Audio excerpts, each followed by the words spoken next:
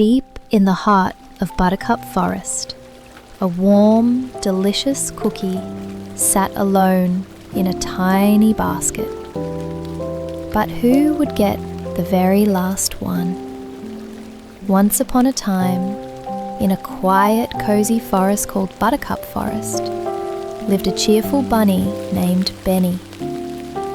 Benny had soft grey fur, a red scarf he wore all year round, and a nose that wiggled when he was excited. One sunny afternoon, Benny bounced around his little kitchen. It's baking day!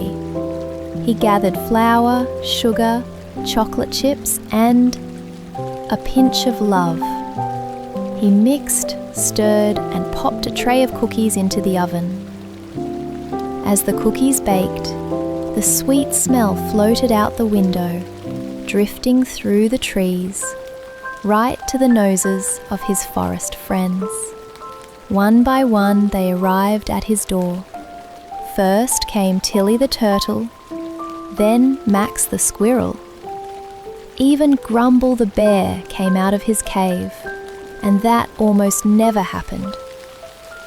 The friends waited patiently as Benny pulled out a tray of golden, perfect cookies. But just as he placed them in a basket, whoosh! A big gust of wind blew in through the window. Oh no! All the cookies flew across the room. All except one. Just one cookie stayed safely in the basket. Everyone stared. It was warm, it was gooey, it was the last cookie. Benny looked at the cookie, then at his friends, then back at the cookie. Who should get the last cookie? Max spoke first. I got here first, so it should be mine. Tilly blinked slowly, but I walked the farthest. Grumble rubbed his tummy. I haven't had cookies in years. Benny didn't want anyone to feel left out. He scratched his head, then his chin. His ears drooped. Suddenly, a spark of light twinkled near the window. A tiny, sparkling figure appeared, no taller than a teacup. It was the Cookie Fairy. She had wings like sugar crystals, a dress made of sprinkles, and a tiny golden wand. Share it. Everyone gasped. Huh? But there's only one. When friends share from the heart, the world becomes a little bit sweeter. Then, poof, she touched the cookie with her wand, and it magically split into 4 perfect pieces, each one glowing with golden sparkles.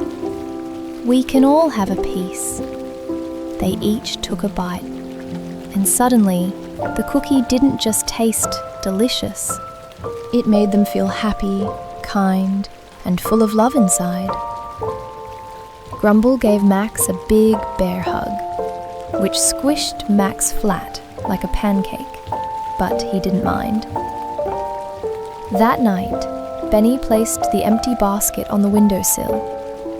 He smiled and whispered, "Thank you, Cookie Fairy."